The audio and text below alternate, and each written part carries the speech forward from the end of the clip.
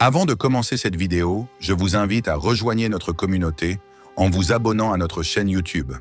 Partagez nos vidéos pour inspirer vos proches et rester à jour avec nos contenus motivants et enrichissants. Merci de votre soutien. Introduction. Les 3 clés pour lire les pensées. Découverte des secrets de l'esprit. Comprendre ce que pense une personne est une compétence précieuse qui peut transformer nos interactions sociales et notre compréhension des autres. Bien que ce soit un art souvent réservé aux experts ou aux mystiques, il existe des techniques que chacun peut maîtriser pour décrypter les intentions et les émotions qui se cachent derrière les mots. Pour explorer ces techniques, plongeons dans une histoire bouddhiste fascinante qui révèle les secrets pour lire les pensées des autres. L'art de lire les pensées. Nous vivons dans un monde où les mots ne disent pas toujours toute la vérité. Parfois, les émotions et les intentions véritables sont dissimulées derrière des façades soigneusement construites.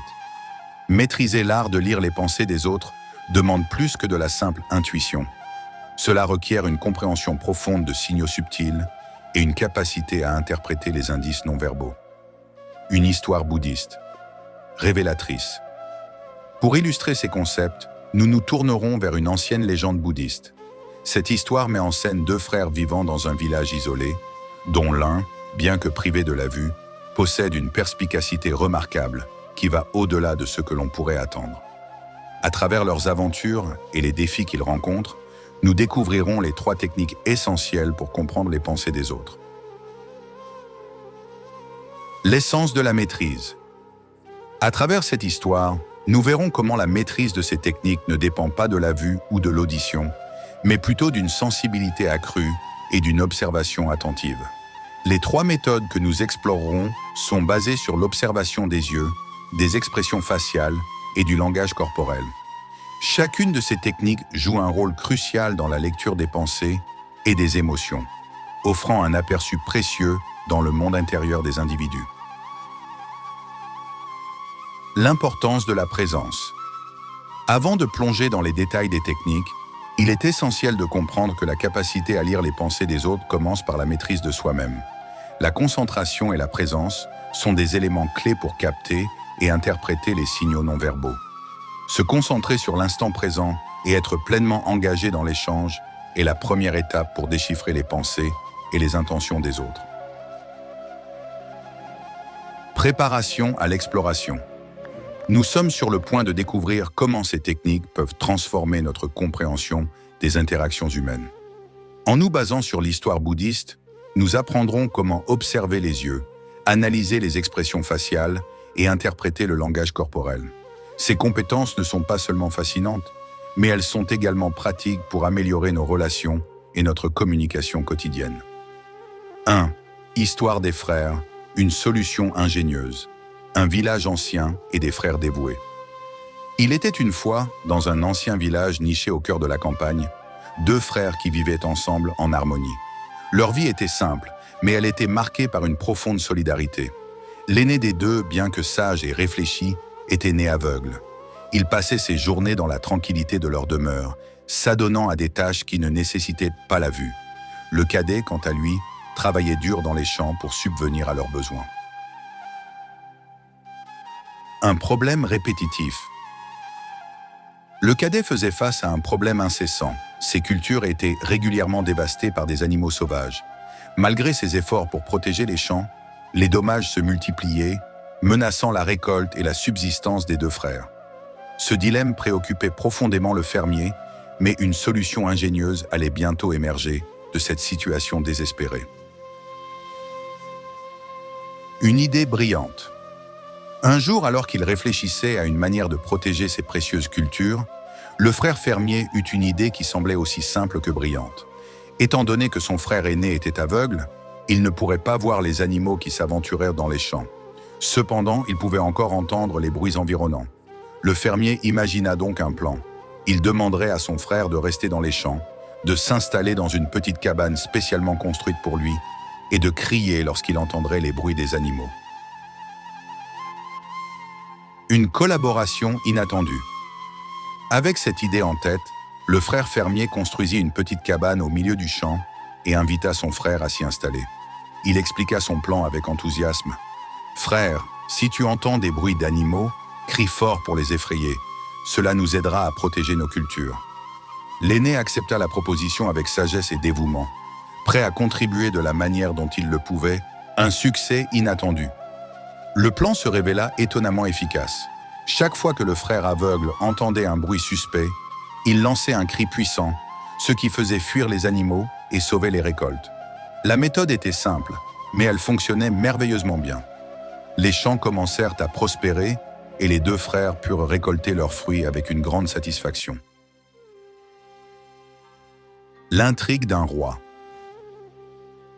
La scène de cette collaboration inhabituelle attira l'attention d'un visiteur inattendu, un roi qui passait par là lors de ses voyages. Curieux de découvrir comment les cultures prospéraient malgré les problèmes évidents, le roi s'arrêta pour enquêter. Il observa le frère aveugle dans la cabane, et son intérêt fut piqué par cette solution apparemment simple, mais extrêmement efficace. Une découverte mystérieuse.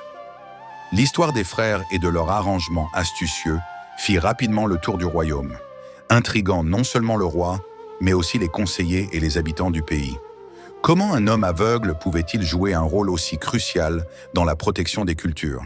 Cette question mystifia le roi, qui décida d'en savoir plus. Ce qu'il découvrit allait lui révéler des secrets fascinants sur la capacité humaine à percevoir et comprendre les choses au-delà des apparences. Deuxième, l'épreuve du roi, perspicacité et révélation. Un roi en chasse. Un jour ensoleillé, alors que le roi se promenait à la chasse, il fit une halte dans les champs des deux frères. Attiré par les histoires qui circulaient sur la capacité inhabituelle du frère aveugle à protéger les cultures, le roi décida de faire un détour pour rencontrer cet homme dont la réputation avait franchi les limites du royaume. Alors qu'il s'approchait, un incident inattendu se produisit. Un cerf traversa rapidement les champs, brisant la clôture avant de disparaître dans la forêt. Intrigué par la présence de l'animal, le roi demanda au frère aveugle, installé dans sa cabane, s'il avait vu le cerf passer. Une réponse étonnante. Le frère aveugle, malgré son manque de vision, répondit avec une précision étonnante. « Votre Majesté, bien que je ne puisse voir, j'ai entendu le bruit de l'animal. Il me semble que l'animal qui a quitté mon champ est une biche enceinte, et je doute que ce soit le type de gibier que vous cherchez. En tant que roi, vous ne voudriez pas chasser une biche enceinte, n'est-ce pas ?» Le roi, stupéfait par la clairvoyance du frère, se demanda comment un homme aveugle pouvait fournir de telles informations. Cette révélation éveilla sa curiosité et l'amena à douter de la véritable nature du frère aveugle. Comment quelqu'un qui ne pouvait pas voir pouvait-il savoir que la biche était enceinte, simplement en écoutant? Une série de tests. Pour vérifier la véracité des paroles du frère aveugle, le roi décida de le soumettre à une série de tests. Il envoya son commandant chercher la biche et confirmer l'affirmation du frère. À la surprise du roi, le commandant revint en rapportant que le frère avait raison. La biche était effectivement enceinte. Émerveillé mais encore sceptique, le roi continua ses investigations. Il convoqua le frère aveugle et lui posa des questions de plus en plus délicates pour tester sa perspicacité et son discernement. À chaque question, le frère aveugle répondit avec une précision déconcertante, révélant une compréhension profonde des choses qui échappaient même aux yeux les plus acérés du roi. Une question cruciale. La plus grande épreuve survint lorsque le roi posa une question très personnelle. « Je souhaite connaître la fidélité de ma reine. Es-tu capable de me dire si elle est fidèle ou non ?» Le frère aveugle, bien que pris au dépourvu par la nature intime de la question, accepta le défi.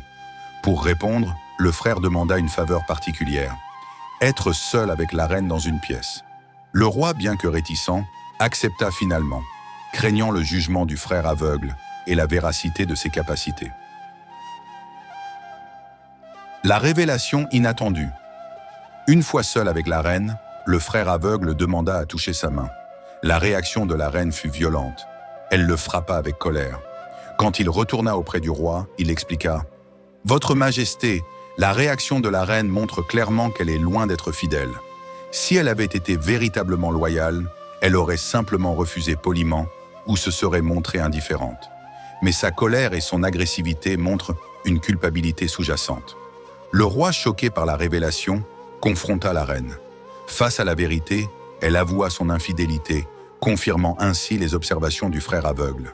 Cette révélation fit vaciller le royaume, révélant des vérités cachées et des secrets longtemps enfouis. Un dernier test. Le roi, impressionné par la sagesse du frère, lui posa une dernière question. « Dites-moi, suis-je vraiment le fils de mon père ou suis-je l'enfant d'un autre ?» Cette question troublante était plus que la simple curiosité du roi. Elle touchait à son identité et à son héritage. Le frère aveugle répondit avec une sagacité qui fit frémir le roi. « Votre Majesté, vous êtes le fils de votre père, mais vous êtes également sous l'influence d'un marchand avare. » Le roi confus demanda des explications. À la révélation de ce dernier point, le roi se rendit compte que les observations du frère aveugle étaient basées sur des indices subtils mais révélateurs. Le frère expliqua que l'attitude avare du roi, observée à travers ses actions et ses décisions, trahissait la présence d'influences extérieures dans sa vie. Les 3 méthodes pour lire les pensées, observer les yeux, la fenêtre de les yeux comme reflet des émotions. Les yeux sont souvent décrits comme les fenêtres de l'âme. Cette métaphore puissante repose sur la vérité que les yeux révèlent une profondeur émotionnelle que les mots ne peuvent toujours pas exprimer. En observant attentivement les yeux d'une personne, on peut percer le voile de leurs pensées et sentiments intérieurs. Cette section explore les différents aspects des yeux et leur signification dans la communication non verbale. La direction du regard. L'une des premières choses à observer est la direction du regard. Où les yeux d'une personne se tournent-ils lorsqu'il parle ou écoute? Un regard qui se détourne fréquemment peut indiquer une tentative de fuite ou un manque d'intérêt. Par exemple, quelqu'un qui regarde constamment ailleurs pendant une conversation pourrait être en train de chercher une échappatoire ou simplement se sentir mal à l'aise. En revanche, un regard direct et soutenu souvent traduit une intention sincère et une implication dans la conversation. Les mouvements des sourcils. Les sourcils jouent également un rôle crucial dans la communication non verbale. Ils peuvent se froncer, se lever ou se plier, exprimant une gamme d'émotions allant de la confusion à la surprise. Lorsque quelqu'un fronce les sourcils, cela peut signifier qu'il est en train de réfléchir profondément ou qu'il est contrarié par quelque chose. Un mouvement des sourcils vers le bas est souvent associé à la colère ou à l'incompréhension. À l'inverse, des sourcils levés peuvent indiquer l'étonnement ou l'intérêt. La taille des pupilles. Les pupilles, ces petites ouvertures noires au centre des yeux, changent de taille en réponse à divers stimuli émotionnels et cognitifs. Lorsque quelqu'un est excité ou intéressé, ses pupilles se dilatent. Une dilatation des pupilles peut également signaler un sentiment d'attirance ou de plaisir. En revanche, des pupilles contractées peuvent indiquer une réaction de stress ou de désintérêt. Observer ces variations peut fournir des indices sur la réaction émotionnelle de la personne face à la situation en cours. La réflexion des émotions internes. Les yeux ne mentent pas facilement. Par exemple, lorsqu'une personne est en colère, ses yeux peuvent apparaître plus durs et le regard peut devenir perçant. Si quelqu'un est triste, ses yeux peuvent briller d'une lueur humide ou paraître fatigués. Les yeux peuvent aussi trahir une personne qui essaie de dissimuler une émotion. Par exemple, quelqu'un qui rit mais dont les yeux restent tristes peut révéler une incongruence entre les émotions affichées et celles ressenties. Les signes d'incongruence. Parfois, les émotions internes sont en décalage avec les signaux externes. Une personne qui prétend être heureuse mais dont les yeux révèlent une tristesse profonde peut signaler une dissimulation ou une tentative de masquer ses véritables sentiments.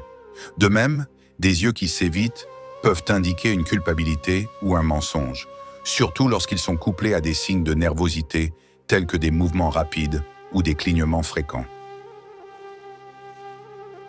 L'importance de la contexte culturel. Il est essentiel de noter que les interprétations des signes oculaires peuvent varier en fonction des contextes culturels. Par exemple, dans certaines cultures, le contact visuel direct est considéré comme un signe de respect, tandis que dans d'autres, il peut être perçu comme un acte d'agression ou d'inconvenance. Ainsi, en analysant les yeux, il est important de prendre en compte le contexte culturel et les normes sociales de la personne observée. Exemple pratique. Pour illustrer ces concepts, considérons un exemple pratique. Supposons que vous parliez avec quelqu'un lors d'une réunion importante. Vous remarquez que cette personne évite votre regard et que ses pupilles se contractent de manière intermittente. Cela pourrait indiquer qu'elle est mal à l'aise ou stressée par la situation. En observant également la direction de son regard, vous pourriez mieux comprendre si elle est sincèrement intéressée par la discussion ou si elle cherche simplement une excuse pour se retirer. En conclusion, les yeux sont des instruments puissants pour lire les émotions et les intentions des autres. En prêtant attention à la direction du regard, au mouvement des sourcils et à la taille des pupilles, vous pouvez obtenir des aperçus précieux sur ce que quelqu'un ressent réellement. La maîtrise de cette compétence peut enrichir vos interactions et améliorer votre compréhension des personnes qui vous entourent.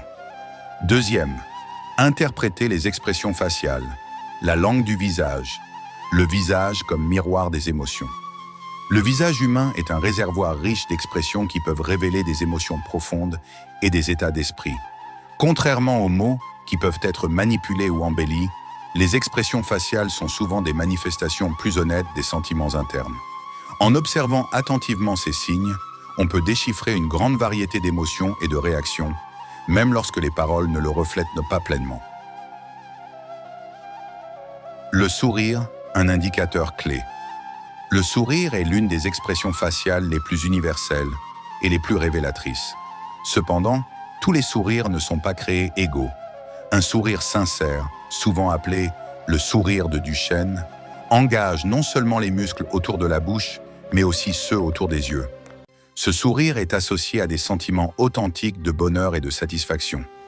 Les coins de la bouche se lèvent et les yeux montrent des rides fines, ce qui est un signe de véritable joie.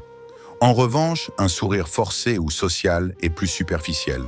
Les yeux restent généralement immobiles et le sourire peut sembler rigide ou artificiel. Ce type de sourire peut être utilisé pour masquer des sentiments négatifs ou pour se conformer à des attentes sociales sans véritablement ressentir de bonheur.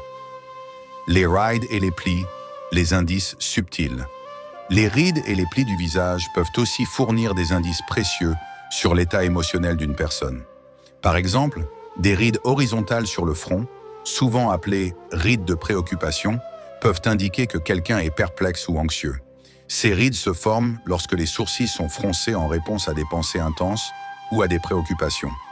Les plis autour des yeux, connus sous le nom de pas de doigts, peuvent apparaître lorsqu'une personne rit ou sourit. Ces plis sont souvent associés à des émotions positives, mais leur absence dans un sourire peut signaler une insincérité. De même, un froncement de sourcils peut révéler de la confusion ou du mécontentement. Les micro-expressions, les révélateurs éphémères. Les micro-expressions sont de brèves expressions faciales qui apparaissent involontairement et révèlent des émotions cachées. Elles durent généralement moins d'une seconde et peuvent offrir des aperçus précieux sur les sentiments réels d'une personne. Par exemple, un micro-expression de surprise peut se manifester par des sourcils levés, des yeux écarquillés et une bouche légèrement ouverte avant de se dissiper rapidement. Ces micro-expressions sont souvent inconscientes, ce qui les rend difficilement contrôlables, mais elles peuvent révéler des sentiments que quelqu'un tente de dissimuler consciemment. Les professionnels de la détection de mensonges et les psychologues utilisent ces indices pour évaluer l'authenticité des émotions, les signes de stress et de malaise. Les expressions faciales peuvent également trahir des signes de stress ou de malaise. Par exemple, un sourire qui s'étire trop largement peut signaler une tentative de masquer un inconfort. De plus, les expressions faciales peuvent devenir rigides ou tendues lorsque quelqu'un essaie de cacher ses véritables sentiments. Les gestes comme se toucher le visage ou mordre ses lèvres peuvent indiquer de la nervosité ou une tentative de contrôle émotionnel. L'interaction des expressions faciales. Il est important de considérer que les expressions faciales ne doivent pas être interprétées isolément. Elles doivent être examinées en conjonction avec d'autres signes non-verbaux, comme la posture et le ton de la voix, pour obtenir une image complète des émotions d'une personne. Par exemple, une personne dont le visage est tendu, mais qui adopte une posture détendue, peut être en train de dissimuler une anxiété interne. Application pratique. Comprendre les expressions faciales peut être particulièrement utile dans divers contextes. Par exemple, dans une situation de négociation, être capable de détecter des signes de désaccord ou de malentendu peut vous permettre d'ajuster votre approche et de mieux répondre aux besoins et aux préoccupations de l'autre partie. De même, dans les interactions sociales, percevoir des signes de mal-être ou de frustration peut vous aider à offrir un soutien approprié. Conclusion. Les expressions faciales sont des outils puissants pour comprendre les émotions et les sentiments d'une personne. En observant les sourires, les rides, les micro-expressions et les signes de stress, vous pouvez obtenir des aperçus précieux sur les véritables états émotionnels, même lorsque les mots ne révèlent pas toute la vérité. Cette compétence d'interprétation enrichit vos interactions et vous permet de vous connecter plus profondément avec les personnes autour de vous. Troisième, analysez le langage corporel, les signes de l'invisible. Le langage corporel, une fenêtre sur les émotions. Le langage corporel est une forme de communication silencieuse, mais extrêmement révélatrice. Contrairement aux mots, qui peuvent être choisis et manipulés, les gestes et postures sont souvent des réflexions inconscientes des émotions et des attitudes d'une personne. En décodant ces signes non-verbaux, nous pouvons obtenir des aperçus précieux sur ce que quelqu'un ressent vraiment et comment il se comporte dans un contexte donné. Les bras croisés, un signal de défense ou de fermeture. L'un des gestes les plus fréquemment observés est le croisement des bras. Bien que cela puisse être interprété de diverses manières, il est souvent associé à une posture défensive ou à un état de fermeture. Lorsque quelqu'un croise les bras, cela peut signaler qu'il se sent vulnérable, inconfortable ou qu'il est en désaccord avec ce qui est dit ou avec la situation dans son ensemble. C'est une manière de créer une barrière physique entre soi et les autres. Cependant, il est essentiel de considérer le contexte. Parfois, les bras croisés peuvent simplement être une position de confort ou un signe de froid. Pour une évaluation plus précise, il est utile d'observer d'autres éléments du langage corporel et du contexte global. Se pencher en avant, un indice d'engagement et d'intérêt. Se pencher en avant pendant une conversation est généralement un signe d'intérêt et d'engagement. Ce geste indique que la personne est attentive et investie dans l'échange. En inclinant le torse vers l'avant, la personne montre une ouverture mentale et un désir d'écouter activement. Ce comportement est souvent observé lorsqu'une personne est passionnée par le sujet ou cherche à comprendre plus profondément ce qui est dit. À l'inverse, se pencher en arrière peut suggérer une posture de retrait ou de désengagement. Cette position est parfois adoptée lorsqu'une personne se sent mal à l'aise, désintéressée ou souhaite maintenir une certaine distance. Les gestes de la main. Indication de sentiments internes. Les gestes des mains sont également des indicateurs précieux des sentiments et des intentions d'une personne. Des gestes ouverts, tels que les mains visibles et les paumes exposées, sont souvent associés à des sentiments de sincérité et d'honnêteté. Ces gestes montrent que la personne n'a rien à cacher et est prête à communiquer ouvertement. En revanche, des gestes tels que se frotter les mains, jouer avec des objets ou se toucher le visage peuvent révéler de l'anxiété ou de l'incertitude. Ces mouvements répétitifs sont souvent des signes que la personne est nerveuse ou cherche à se rassurer. Les postures et les angles, des révélateurs de relations et de hiérarchie.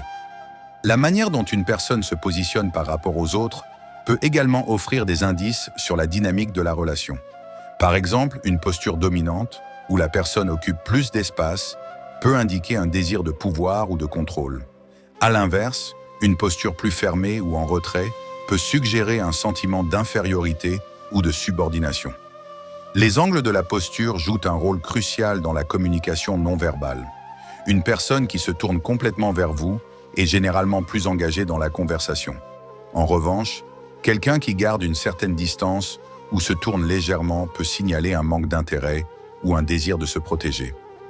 Les mouvements du corps, signaux de confiance ou de malaise. Les mouvements du corps peuvent aussi révéler des niveaux de confort ou de stress. Des mouvements fluides et contrôlés sont souvent associés à la confiance en soi et à une maîtrise de la situation.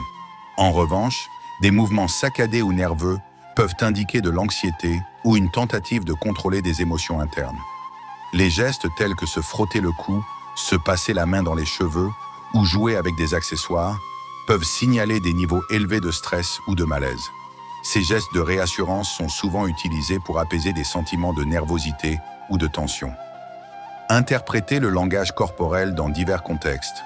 Il est important de noter que l'interprétation du langage corporel doit toujours tenir compte du contexte et des variations individuelles. Les signes peuvent varier en fonction des cultures, des situations et des personnalités. Pour une analyse précise, Il est essentiel d'observer le langage corporel en conjonction avec les expressions faciales et le ton de la voix. Une approche holistique permet une compréhension plus complète des intentions et des émotions d'une personne.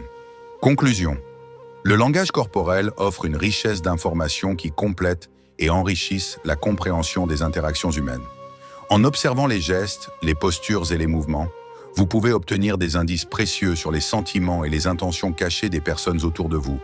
Ce regard attentif sur les signes non-verbaux améliore la communication et renforce les relations, en vous permettant de vous connecter de manière plus authentique et empathique avec les autres.